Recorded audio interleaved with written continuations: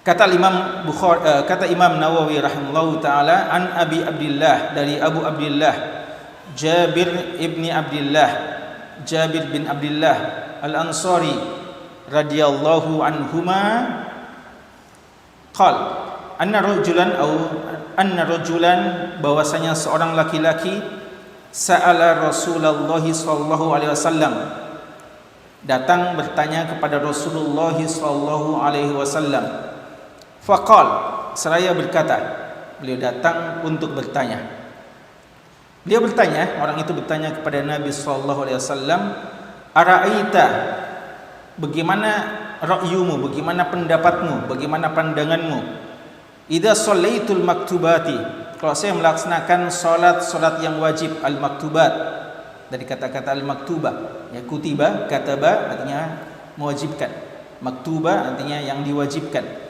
Jika saya melaksanakan salat yang diwajibkan, artinya yang 5 kali sehari semalam, wasumtu Ramadan, dan saya melaksanakan puasa Ramadan yang wajib, puasa Ramadan, wa ahlaltul halalah, di samping itu saya juga menghalalkan yang halal, wa haramtul harama, dan mengharamkan yang Allah haramkan, walam azid ala dzalika syai'a, dan saya tidak menambah lagi dari yang itu yang saya telah sebutkan.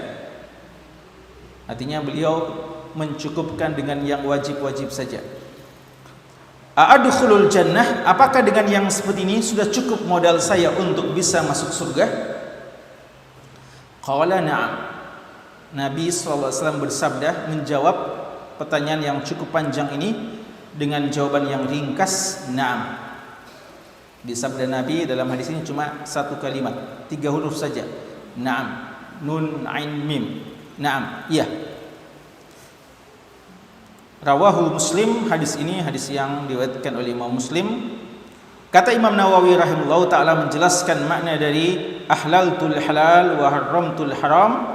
Beliau mengatakan makna haramtul haram, aku mengharamkan yang haram, ijtanabtuhu, saya meninggalkannya atau saya menjauhinya. Wa makna ahlaltul halal, dan makna saya menghalalkan yang halal, fa'altuhu, saya melaksanakannya, mu'taqidan hillahu, dengan meyakini tentang kehalalannya. Jadi kalau makna mengharamkan haram saya tinggalkan, dan makna menghalalkan yang halal ada saya kerjakan dengan akidah keyakinan bahwa itu adalah sesuatu yang halal. Ini teks matan dari Imam Nawawi rahimahullahu taala. Apa fawaid tarbawiyah yang bisa kita ambil dari hadis tersebut? Ini yang sempat kami tulis ya. Nanti hadis-hadis berikutnya kami langsung baca ya. Tidak sempat kami tulis lagi. Fawaid tarbawiyah dari hadis ke-22 ini. Yang pertama, kawan sekalian, hadis ini menjelaskan tentang tingkatan manusia dalam persoalan keimanan, dan sekaligus menegaskan akan akidah Ahlussunnah wal Jamaah bahwa keimanan itu bertingkat-tingkat, tidak dalam satu derajat.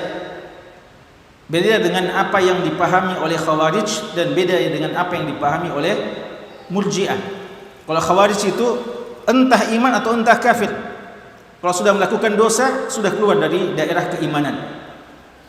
Adapun Murji'ah sebaliknya, biar malas-malas ibadah, bahkan biar ahli maksiat, yang penting punya keyakinan akan keimanan dan mengetahui hal tersebut, maka dikatakan imannya juga sempurna. Maksiat tidak mempengaruhi tingkatan dan status keimanannya. Adapun Ahlussunnah wal Jamaah, mereka mengatakan iman itu bertambah dan berkurang dan bertingkat-tingkat. Ada orang yang imannya sangat tinggi, keyakinan yang sangat teguh, dan juga semangat yang sangat besar dalam mengamalkan ketaatan-ketaatan. Itu indikasi keimanan. Orang-orang Ahlussunnah wal Jamaah mengatakan ketika ada orang rajin melakukan ketaatan-ketaatan, itu indikasi tanda bahwa imannya iman yang berada pada puncak atau iman yang tinggi. Dan kalau malas-malas, tidak langsung dikatakan kafir, tapi sedang berkurang keimanannya. Sahabat yang satu ini datang kepada Nabi SAW dan bertanya dan minta izin seakan-akan gitu untuk mencukupkan dengan amal-amal yang wajib saja. Tentu saja ini berbeda dengan umumnya sahabat yang bersemangat dalam menjalankan setiap ketaatan termasuk hal-hal yang sifatnya sunnah. Tapi Nabi SAW ternyata memberikan ruang untuk itu. Maka ini satu bukti kebenaran akidah Ahlussunnah wal Jamaah yang mengatakan manusia bertingkat-tingkat dalam persoalan keimanan. Tidak boleh dipaksakan. Selama dia masih dalam daerah keimanan, dalam batasan-batasan yang dibenarkan, maka dia adalah dikatakan sebagai seorang mukmin. Yang kedua, pelajaran juga dari hadis kita ini adalah penuntut ilmu sepatutnya memperhatikan pertanyaan yang diajukan kepada guru kita. Walaupun bukan dia yang bertanya. Siapa yang meriwayatkan hadis kita ini? Apakah penanya? Siapa yang meriwayatkan? Jabir. Apakah Jabir yang bertanya? Bukan. Tapi beliau memperhatikan pertanyaan. Ya, ada kadang terkesan, ya, sebagian orang cuma suka ngomong, ya, tapi tidak bisa mendengar, malas mendengar orang kalau bicara, sehingga cuma dia yang ngomong atau cuma dia yang mau mengajukan pertanyaan. Kalau dia mengajukan pertanyaan, dia memberikan perhatian kepada apa yang akan dijawab. Dan mungkin pertanyaan yang diajukan sudah ditanyakan tadi, tapi dia kurang perhatikan ketika temannya yang bertanya. Karena dia tidak suka orang lain berbicara. Sukanya kalau dia ngomong. Waliyadzubillah. Ini satu fenomena penuntut ilmu yang keliru, yang menyedihkan. Kalau kita pelajari pertanyaan-pertanyaan para sahabat atau ilmu yang datang dari sahabat, banyak adalah kisah penukilan tentang soal jawab yang ditanyakan oleh orang lain, bukan oleh mereka sendiri. Betul, sebagian pertanyaan itu yang dinukilkan kepada kita adalah pertanyaan yang datang dari mereka sendiri, tapi tidak sedikit pertanyaan itu yang justru datang dari orang lain. Bahkan Anas bin Malik radhiyallahu anhu mengatakan, kami suka kalau orang Badui datang yang pintar, tahu pertanyaan, dan bertanya kepada Nabi SAW. Karena kebanyakan sahabat itu memilih untuk beradab kepada Rasulullah, dan di antara mereka memahami adab kadang tidak banyak mengganggu, ya, tanda kutip, Rasulullah dengan pertanyaan. Tapi ketika datang bertanya orang lain, mereka mengambil manfaat dari itu. Jadi penting, di antara faedah yang penting adalah kita banyak mengambil pelajaran ilmu dari guru kita, termasuk yang diajukan kepada beliau pertanyaan walaupun bukan dari kita sendiri.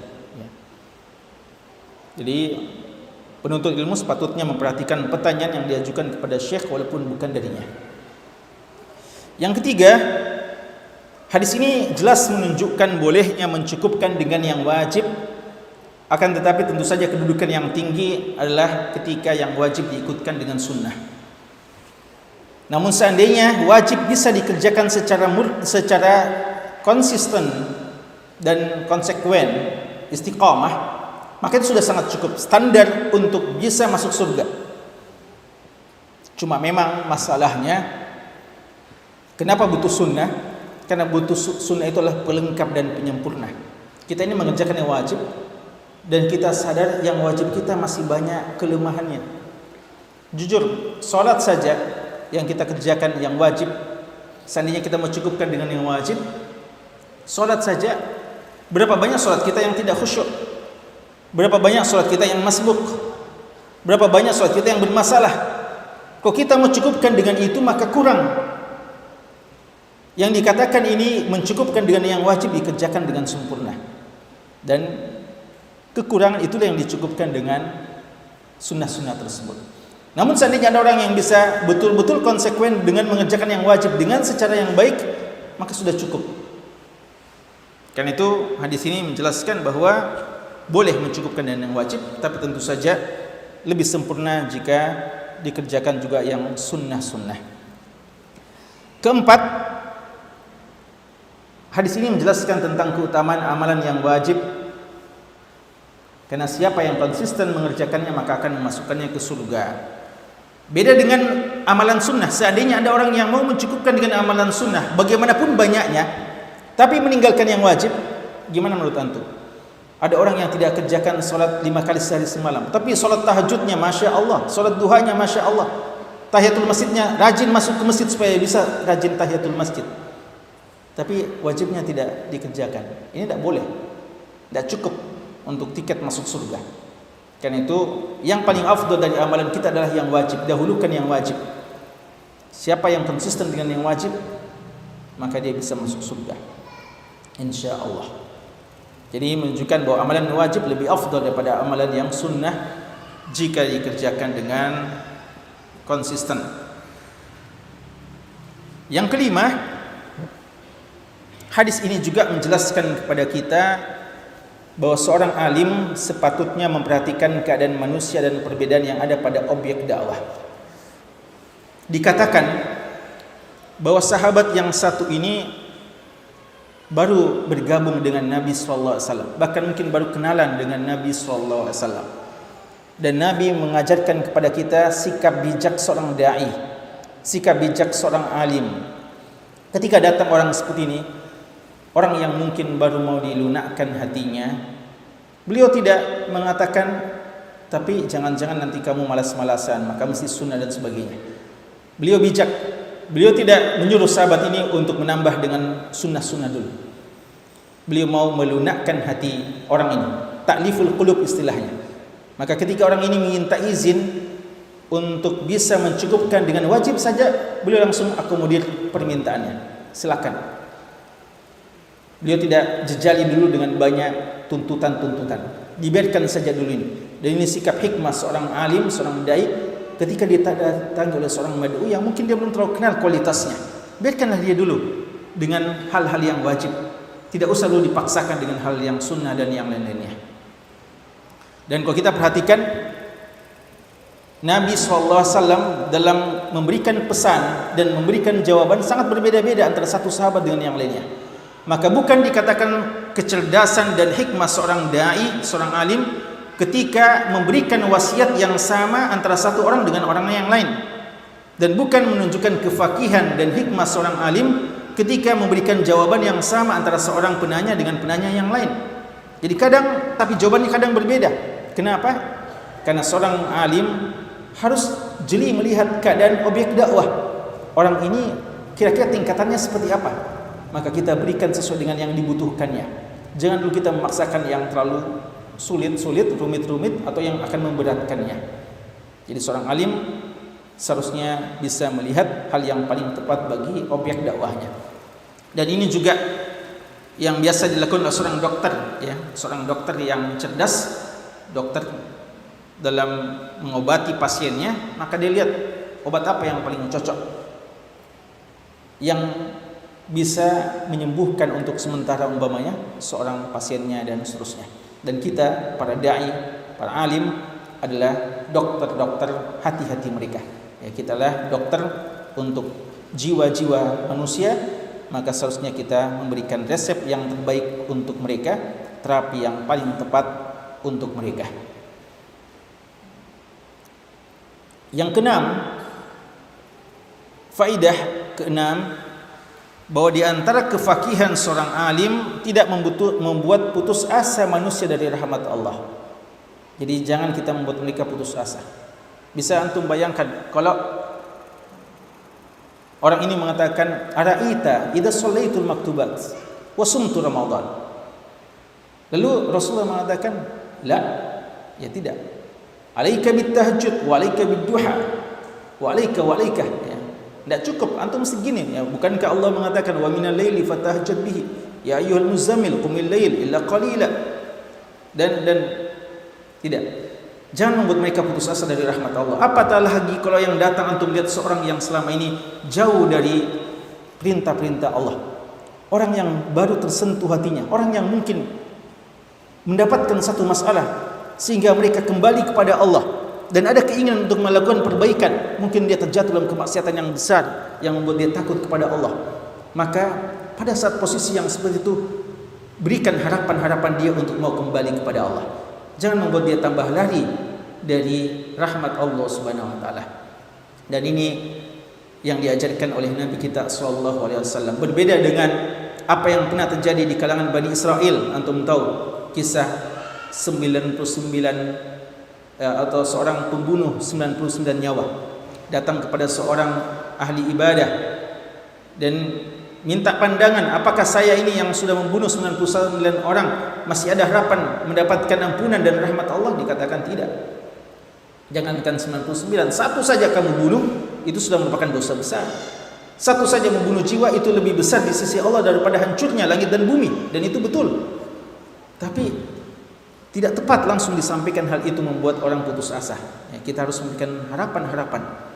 Di kesempatan yang lain kita akan memotivasi, tapi harus dilihat kondisi penanya, kondisi orang yang datang untuk minta arahan dan nasihat kepada kita.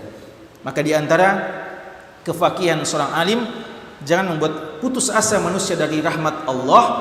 Tentu saja juga tidak membuat mereka terlalu berangan-angan lalu merasa cukup dengan apa yang ada padanya. Tapi tahapan awal jangan sampai membuat mad'u kita, objek dakwah kita putus asa akan rahmat Allah Subhanahu wa taala. Di antara faedah dari hadis ini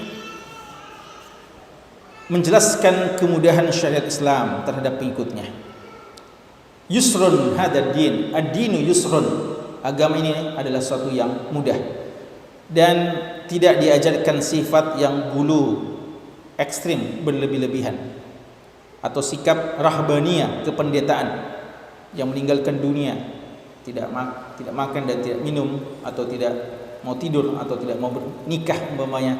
Itu sifat rahbaniyah yang dilakukan oleh kaum Nasara yang merupakan kesesatan mereka yang berlebihan dalam menjalankan syariat. Bahkan syariat ini membolehkan seorang mencukupkan dengan wajib dan mengerjakan yang halal serta meninggalkan yang haram. Ini di antara dalil tentang ad-dinu yusrun, ya. Agama itu adalah sesuatu yang mudah, kata Nabi SAW. Dan satu hadis menafsirkan satu sama lain di antara mereka.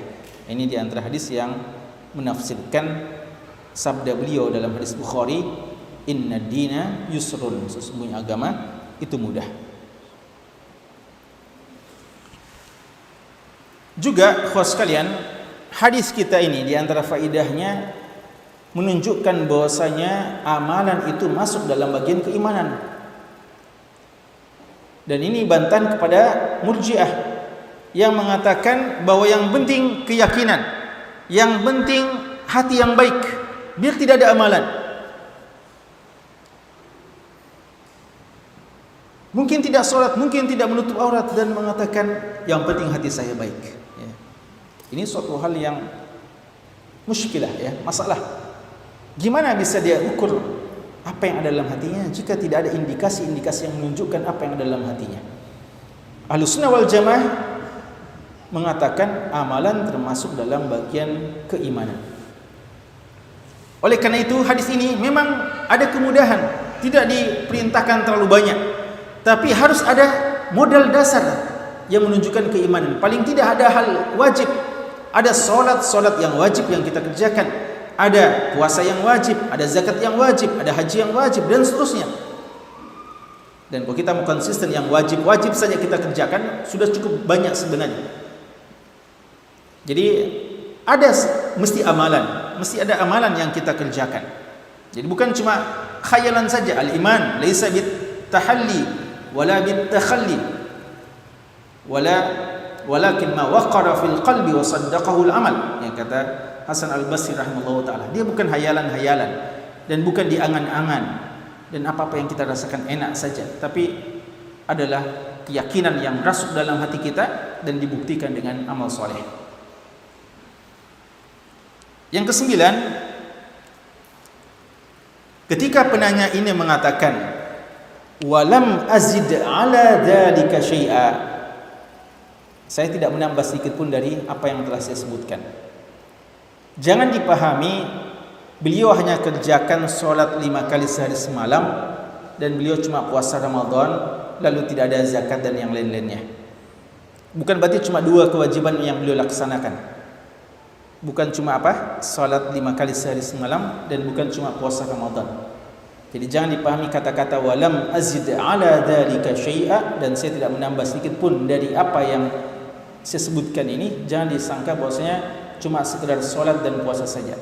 Karena beliau juga mengatakan apa? Wa ahlaltul halal. Jadi apa-apa yang halal yang wajib beliau kerjakan. Wa haramtul haram, dan apa yang haram beliau tinggalkan. Jadi bukan berarti cuma dua ini, tapi sebagai contoh saja. Dan secara umum semua yang wajib beliau kerjakan dan semua yang haram beliau tinggalkan. Apakah dengan model keislaman yang seperti ini sudah sangat cukup? Ini yang dikatakan oleh Nabi SAW. Nah, ya untuk sementara sudah cukup yang seperti itu.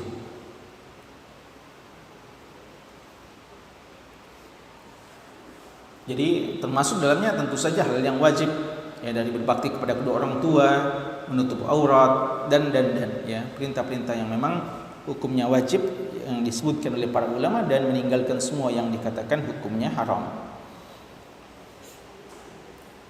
Yang ke-10, penetapan halal dan haram adalah hak prerogatif dari Allah Azza wa Jalla, hak semata-mata dari Allah. Makanya ulama kita mengatakan ahlaltul halal, saya menghalalkan yang halal adalah fa'altuhu mu'taqidan hillahu, saya kerjakan dengan meyakini bahwasanya ini suatu hal yang dihalalkan oleh Allah. Dan haramtul haram ijtanabtu, saya meninggalkannya, bahwa ini yang Allah haramkan. Dan tidak boleh kita maunya menghalalkan dan mengharamkan sesuatu. Wala taqulu lima tasifu alsinatukumul kadhib hada halalun wa hada haram litaftaru 'ala Allahil kadhib. Jadi persoalan halal dan haram bukan maunya kita, bukan perasaan, tapi kembalikan kepada Allah dan Rasulnya. Allah dan apa-apa yang Allah ajarkan kepada Rasulnya. Yang ke-11 yang terakhir dari faedah ini adalah menghalalkan yang halal adalah mengerjakannya dengan keyakinan akan halalnya. Jadi penting ya, mengerjakannya dengan keyakinan akan halalnya. Jangan cuma yakin saja halal, bagus, tapi tidak ada semangat untuk mengerjakannya, apalagi jika dia sesuatu yang wajib. Jadi mengerjakan didasari dengan ilmu, dan meninggalkan sesuatu yang haram itu juga mesti didasari dengan ilmu dan keyakinan. Makanya dikatakan wa haramtul haram ai ijtanabtuhu, saya meninggalkannya dengan keyakinan memang dia sesuatu yang haram. Ada kadang seseorang mengerjakan atau meninggalkan hal yang terlarang memang cuma karena tidak suka mengerjakannya, malas mengerjakannya, memang tidak minat mengerjakannya, tapi bukan atas dasar niat meninggalkan yang haram. Maka ini menunjukkan pentingnya ilmu dan pentingnya niat dalam halal dan haram.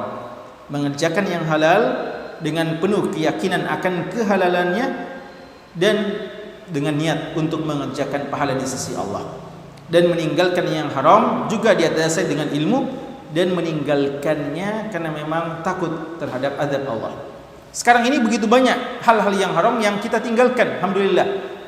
Tapi harus kita tinggalkan memang didasari dengan ilmu. Ya, jangan seorang mengatakan tidak berzina, tidak mencuri dan sebagainya karena memang malas yang seperti itu. Ya. Tidak, kita harus meninggalkannya memang didasari dengan niat, dan kita mendasari sikap kita itu meninggalkan yang haram karena keilmuan kita, ilmu kita yang menjadikan kita tidak mengerjakannya.